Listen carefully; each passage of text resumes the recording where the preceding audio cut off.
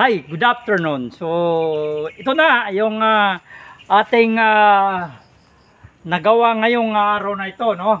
Yung in-order nating 10 kawayan, no? May 4 pang natira doon sa ibaba, sa tabi ng ilog. So, yung 6 lang yung nadala dito. Ito na, yung nakayanan. Hindi, may 3 pang kulang doon sa bandang dulo.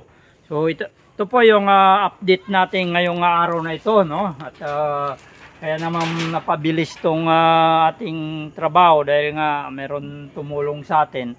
So ito na yung update natin dito sa pagdidingding. Medyo ano, no, meron pang 2 tagiliran at saka sa harap. Titingnan natin kung hanggang saan yung maaabot ng ating kawayan. Yan yung bago nating update naman. Pero ngayon, no, malaking bagay na yung nagawa natin ngayong araw na ito. So yan po yung ating update ngayong hapon, no? Hapon na ngayon, no? Alas 4 na ngayon at medyo papahinga na ako, no? Kapapalit ko lang ng damit, no? Dahil nga basang-basa. So yung nasa bandang itaas, hindi ko pa naipako lahat yan. Ito pa lang sa ibaba, pero papako ko rin yan. So ayan na po yung ating ginawa ngayong araw na ito, no. Yan po yung kabuuan ng ating trabaho ngayon. Nakikita po niyo, no, kung gaano rin, mabilis rin dahil isang araw lang to ginawa itong pagdidingding na ito, no. Pero nabawasan na kahapon, nakalagay ako kahapon na 6 na putol, no. Pero sa ngayon ay malaki yung nagawa, no, dahil kung hindi lang naubos yung kawayan natin na naiakyat dito, may 4 pang hindi naiakyat dito, ay maaring matapos siguro dahil nga ano pa, no, 3 na lang yung natitira siguro dito, 3 putol, no. Pero magkabilang tagiliran niya, no, dahil ito ay bandang likod, no, ito ay bandang likod. So kulang pa, no. Yun ang pakabangan natin na mga update natin sa susunod. Ito po yung kulang, no. Binilang ko sa kalkulasyon ko, may 3 putol, no, na malalaki.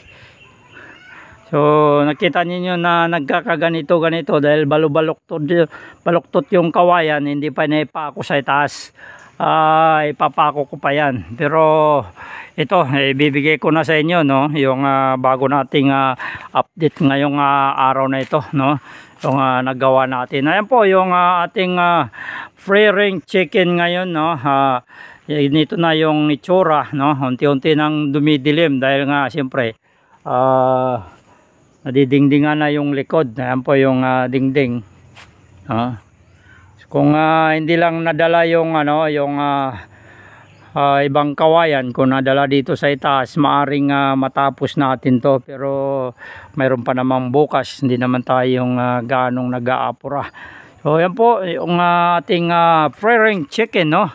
At pagkatapos nitong pabahay natin, ang asikasuhin naman natin itong ating pagbabakod dito para tayo makapag-umpisa na, no. Yan. So yun pa yung malaking trabaho pa yung ating pagbabakod dito, no. At hindi lang trabaho, no, malaking gastos pa yung ating pagbabakod dito, kasi kung hindi naman natin proteksyonan, no, pabayaan lang natin, no, useless rin dahil nga sabi ng mga taga rito, no, ay ginawa rin nilang mag-aalaga dito. So mayroon daw mga ligaw na mga aso na pumapasok dito, no? Yun yung nangangain ng pato nila, no? So mabuti na lang pato, no? Kung mamahalin na manok, so di malaking natin, no? Malaking lugi natin. So itong pagkatapos natin magbakod siguro, ay itong bahay naman na ito, no, na ang gigibain, no, dahil nga kukunin ng may-ari yung bubong. Pero yung poste siguro mapakinabangan pa natin. Yan po yung bago nating update ngayong araw na ito, no. Magandang hapon po. At ito po yung update rin sa ating pabahay ng manok, no. Medyo ano rin, no, tuloy-tuloy lang tayo. Malaking bagay na nga nagawa natin, no. Nakikita naman ninyo, mga ilang araw pa lang tayo dito, 20 days mahigit pa lang tayo, wala pa tayo isang buwan. So nakabuo na tayo ng ganito, no. Kaya salamat at kahit papano ay nakikita na natin ng mga progresibo ng ating pagsisikap. Yan po yung bago nating update sa ngayon.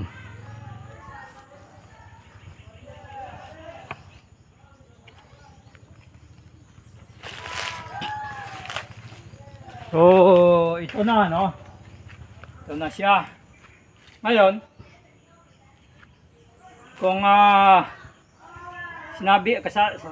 sabi ko nga kung hindi nadala yung kawayan natin, no, tatlong putol na lang to. Binilang ko 1, 2, 3. So tatlo na lang ang kakailanganin nating putol, tapos bibiyak-biyakin. So yan po yung ating update today, no. At pag nadingdingan naman natin sa kabila, no, tapos sa kabilang side, harap na lang yung ating ayusin na naman. Pero kinapos na rin tayo ng kahoy, no. Kaya titingnan natin kung saan tayo uli makakuha ng kahoy. Hindi naman tayo talagang nawawala ng marami tayong asset diyan, pagkukunan ng mga kukunan ng kahoy. So may naaawa sa atin, no, sa sitwasyon natin. So yan po, no, ang ating pagsusumikap. Nakikita na natin yung kinalabasan, no. Halos lagi nga ako nag-iisip dito kung anong kalalabasan itong ginagawa ko. Pero salamat naman kahit papano, no, ay nakikita natin ng medyo maganda-ganda. Dito sa baba naman, ayan, yung ibaba, no. Nag-file tayo diyan ng 2 patong na hollow block, no, papalibot, no, dahil yan yung nag-level diyan sa dito sa, kasi medyo tagilid ditong lupa na ito, no. Kaya inano natin ng lupa, nilagyan muna natin ng hollow block. Yan yung pang-level natin para mahabol natin tong ng lupain. So dito naman sa part dito, no, ayan po yung ating loob, no. Ayan. So titingnan natin yung mga susunod na mga update nito, no. Baka hero na rin yung may lagay natin sa harap, no.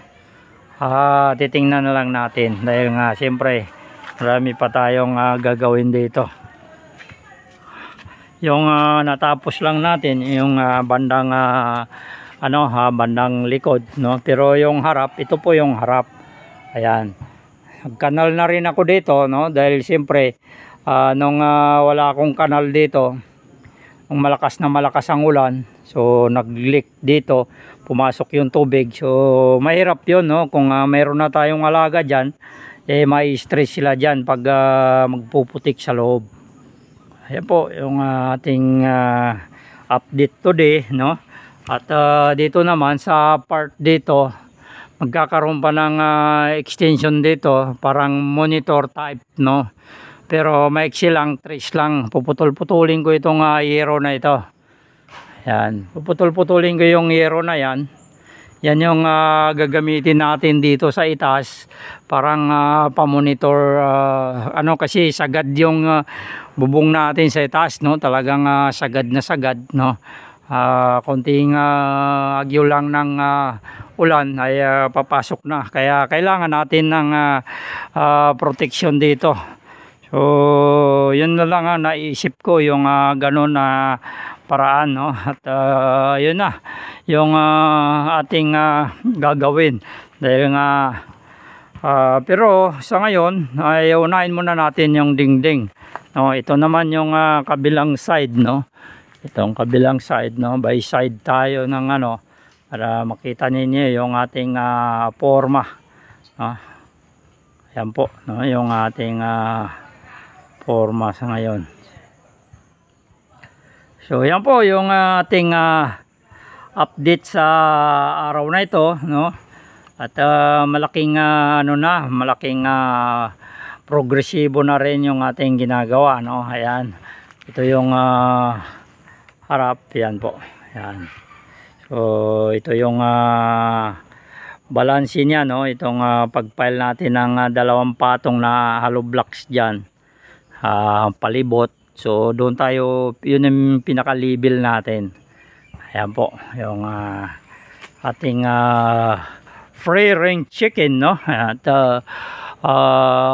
titingnan natin, no? Dahil nga baka marami na rin akong mga pato dito na binili dito sa paligid lang, no? Siyempre medyo nakakamura tayo diyan dahil nga kakilala, panimula natin, no? Habang hindi pa tayo nakapag inquire, no? At hindi pa tayo nakapag-visit farm sa mga may mga manukan, no? Ay pato lang muna yung ating panimula, no? So part naman dito sa aking ginagawang urban garden, no? So naka-intact pa rin dahil nga pinalitan ko yung aking variety na punla dahil nga hindi daw maganda. So nakinig naman tayo dahil nga siyempre medyo nila, no, kabisado nila dito. So gumawa tayo ng panibagong variety ng ng kamatis. At yun na lang ang antay natin. Madali lang naman to dahil nga pupunuin na lang tong mga sako na ito. May mga manure na ng baka yan, no? So na-decompose na rin yan, no? At yan yung gagawin nating pataba, no? Ayan po yung ating trabaho ngayon. At pasalamat tayo kahit papano malaking malaking nagawa na natin. Ayan, side by side natin, no, na ipapakita, no? At nandito pa yung patungan ko, no? Ayan, tungtungan namin yan. Ayan. So alisin ko rin tong saging na ito, no? Pero namunga na siya. Antayin mo na maging matanda yung bunga niya. At itong niyog, no, sa likod na ito ay tatama ng bako dito, kaya alisin ko rin yan dahil itong mga kalamansi na ito tatamaan rin ng bakod to dahil dito ako mag-asintada ng aking poste, no? Sasako pa ng aking na ito. Ayan po yung ating area, no? At dito naman sa likod yung kapaligiran, no, nakikita po ninyo yung ating likod. So masyado pang masukal, sagingan. Yung may kalamansi naman dito hindi pa namumunga dahil nga siyempre sabi ng mga nakakaalam, no, nag-search tayo ay sabi kailangan daw ay hindi ganito na malimlim, tatanggalin yung saging bago mamunga, no? Siyempre itong saging produktibo na, no? Napapakinabangan na. Sayang din yung mga saging na ito pag papatayin itong mga saging na ito. So ang gagawin daw ng mayari, no, utol ko, lilipat niya sa kanyang kabilang lupain itong mga saging. Parang ang gagawin niya ay kukunin niya yung mga dito, no, similya nito, no, yung mga maliliit. At yan yung dadalhin doon sa kanyang lupain para tuluyan ng mamamatay itong saging niya. Yan po yung ating update. Nakikita po ninyo, no, ipapakita ko yung mga dito sa likod natin na talagang masukal dito, no. Yan po yung mga likod natin, no. Kaya nga kailangan natin na pag-ibayuin na maging matibay, no, yung ating pabahay at ating range net, no, dahil nga siyempre marami pang mga ahas dito, bayawak, no. Yan yung namiminsala sa mga alaga rin dito. So yan po, magandang umaga po sa mga hindi pa po nakapag-subscribe sa atin, no. Huwag po kalimutan mag-subscribe, hits na rin ng notification bell para lagi po kayong ma-update sa ating ina-upload, no. So yan po, maraming salamat po. Shout out sa ating mga kasama diyan sa may Binondo, no. Binondo Boys, no. At shout out na rin sa mga kasama ko diyan, Manila Bee Vlogger, no. So, hindi ko na papangalanan, basta Manila Vlogger. So, shout out sa inyong lahat. Magandang hapon, no? At ito po, biyahe ni Benji, Ventures Farm. So, pa-support na rin at pa-subscribe na lang sa mga baguhan lang at hindi pa nakapag-subscribe sa ating YouTube channel, no? Huwag po kalimutan na mag-subscribe. Hits na rin yung notification bell para lagi po kayo ma-update tuwing tayo nag-upload ng ating mga ventures dito, no?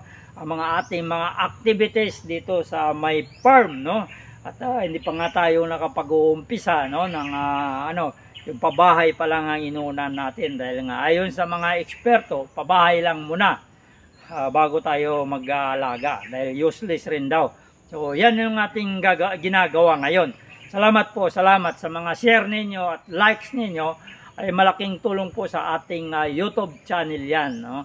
At kung may papasok naman ng mga ads, so pwede po wag pong maki-skip, no? Wag mag-skip.